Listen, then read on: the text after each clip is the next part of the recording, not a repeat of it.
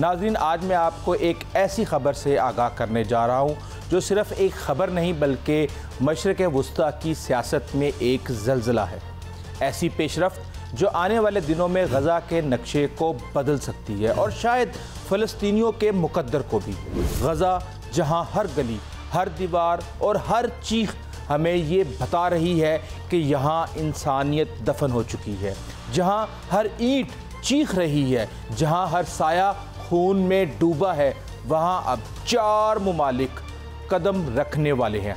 लेकिन सवाल ये है कि क्या वो गज़ा को बचाने आए हैं या फ़लस्तीनी ज़मीन पर तारीख़ का सबसे खामोश कब्ज़ा होने जा रहा है।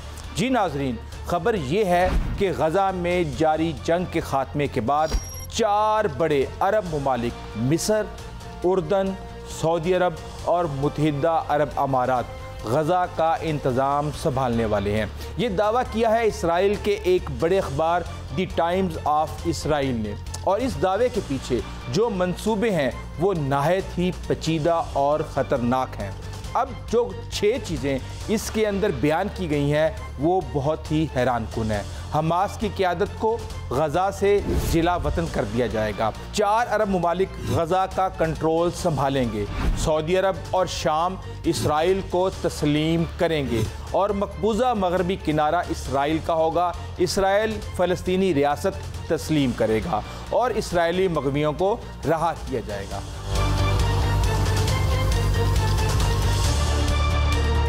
तो सवाल ये है कि ये अरब मुमालिक क्या वाकई इंसानी हमदर्दी के तहत गज़ा आ रहे हैं या ये सब एक बड़ी सियासी चाल का हिस्सा है? क्या फ़लस्तीनी अवाम इस मुदाखलत को कबूल करेंगे? और सबसे अहम कि क्या हमास को ख़त्म करने के लिए ये सब कुछ किया जा रहा है? नाज़रीन, इस मंसूबे के तहत कहा जा रहा है कि जंग बंदी के बाद गज़ा में मौजूद तमाम यरगमालियों को रिहा कराया जाएगा, हमास की क़यादत को गज़ा से निकाला जाएगा और फिर ये 4 मुमालिक इंतज़ामी कंट्रोल संभाल लेंगे। ये सब कुछ किसकी निगरानी में हो रहा है? यकीनन अमेरिका और इसराइल की। ख़बरों के मुताबिक हाल ही में एक खुफिया टेलीफोनिक गुफ्तगू हुई है नेतन्याहू और डोनाल्ड ट्रंप के दरमियान, जिसमें इस मंसूबे पर मुकम्मल इत्तेफाक राय पाया गया है। लेकिन सोचने की बात यह है कि क्या ये अमन कायम करने की कोशिश है या पोस्ट वार स्टेबलाइजेशन प्लान के नाम पर एक और कब्ज़ा? यही सवाल आज दुनिया भर के तज्ज़ियाकार और ख़ुद फ़लस्तीनी अवाम पूछ रही है कि नाज़रीन ये बात जहन में रखें कि हमास जो गज़ा में बरसों से बरसरे इक़्तिदार है, इस मंसूबे को मुकम्मल तौर पर मुस्तरद कर चुका है। इनका कहना है कि गज़ा फ़लस्तीनी सरज़मीन है और इसका इंतज़ाम भी फ़लस्तीनी ही के हाथ में होना चाहिए। फ़लस्तीनी मुज़ाहिमती तंजीम ने साफ अल्फाज में कहा है कि इन्हें बाहर से कोई मुदाखलत कबूल नहीं।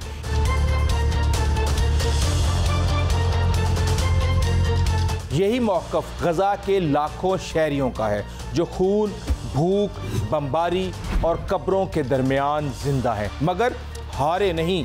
ये वही फ़लस्तीनी मुज़ाहिमती तंजीम है जिसने इसराइली जहारियत के ख़िलाफ़ मुसलसल मुज़ाहिमत की, भारी कीमत चुकाई, मगर हथियार नहीं डाले। अब अगर फ़लस्तीनी मुज़ाहिमती तंजीम को ज़बरदस्ती बेदखल किया जाता है तो ये सिर्फ़ एक तंजीम की बेदखली नहीं होगी, ये फ़लस्तीनी मुज़ाहिमत की जड़ों पर वार होगा। और इन 4 अरब ममालिक की बात करें तो मिस्र और उर्दन के इसराइल के साथ पहले ही सफारती ताल्लुकात हैं। मुत्तहिदा अरब अमारात 2020 में अब्राहम अकार्ड के तहत इसराइल को तस्लीम कर चुका है। अब रह गया सऊदी अरब, तो सऊदी अरब को इस तरफ लाने की कोशिश ज़ोरों शोर से जारी है। नाज़रीन, गज़ा इस वक्त खंडर बन चुका है। बमबारी, भूख, लाशें और मलबे तले दबी ज़िंदगी। ऐसे में अगर कोई हाथ मदद के लिए आगे बढ़ाता है तो अवाम उसे देखते ज़रूर हैं, मगर सवाल ये है कि क्या ये हाथ वाकई मदद का हाथ है या किसी और की डोर से बंधा हुआ है?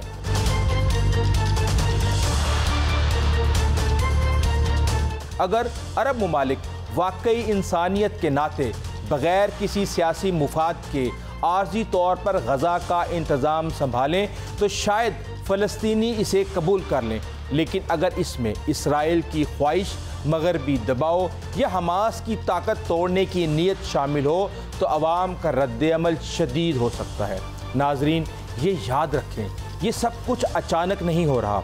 कुछ अरसा पहले डोनाल्ड ट्रंप ने खुद कहा था कि गज़ा के 20 लाख फ़लस्तीनियों को मिस्र या उर्दन मुंतकिल कर दिया जाए और फिर अमेरिका गज़ा का कंट्रोल संभाल ले। ये बयान दुनिया भर में शदीद तनकीद की जद में आया था, क्योंकि ये एक जबरी बेदखली का मंसूबा था जो बैनुल-अक़वामी क़वानीन के मुताबिक मुमकिना जंगी जुर्म के ज़ुमरे में आता है। तो आज अगर ट्रंप और नेतन्याहू मिलकर एक पुरअमन मंसूबा बना रहे हैं तो हमें इसके इरादों पर सवाल ज़रूर उठाना चाहिए। नाजरीन, समझने की असल बात यह है कि गज़ा का मसला सिर्फ इंतज़ामी या सिक्योरिटी नोयत का नहीं, ये एक गहरी सियासी, मजहबी और तारीख़ी पस मंज़र का हामिल मसला है। अरब ममालिक का किरदार इस वक्त अहम हो सकता है, लेकिन इसके लिए ज़रूरी है कि वो फ़लस्तीनी अवाम के एतमाद को हासिल करें, इसराइली पॉलिसियों से ख़ुद को अलहदा रखें और गज़ा को मुस्तकिल आज़ादी व ख़ुद मुख्तारी की जानिब ले जाने का ज़रिया बने, ना कि एक अबूरी तसल्लुत की नई शक्ल बन जाए। ये वक्त सिर्फ फ़लस्तीनियों का नहीं, अरब दुनिया का भी इम्तिहान है। ये अरब ममालिक जो ख़ुद को मुस्लिम उम्मा का रहनुमा कहते हैं, अब एक फैसला कुन मोड़ पर खड़े हैं। या तो वो फ़लस्तीनियों के वकील बनेंगे या इसराइली मंसूबे के गवाह। नाजरीन, गज़ा का मसला सिर्फ जोग्राफिया का नहीं, ये नज़रिया, गैरत और हुर्रियत का मसला है। अगर दुनिया चाहती है कि गज़ा में अमन हो तो अमन की बुनियाद इंसाफ, खुद मुख्तियारी और इज़्ज़त नफ्स पर होनी चाहिए। और अरब ममालिक को अगर कोई किरदार अदा करना है तो वो किरदार फ़लस्तीनी अवाम के एतमाद, हमास की मुकामी ताकत और आलमी कवानीन की रोशनी में होना चाहिए, ना कि किसी खामोश मुआहदे के तहत इसराइली मुफादात की निगरानी। ये व्लॉग आपसे सिर्फ सुनने की नहीं, सोचने की दरख्वास्त करता है। आप बताइए कि क्या गज़ा में दाखिल होने वाले ये अरब ममालिक निजात दहिंदा हैं या एक खामोश साजिश के सिपाही?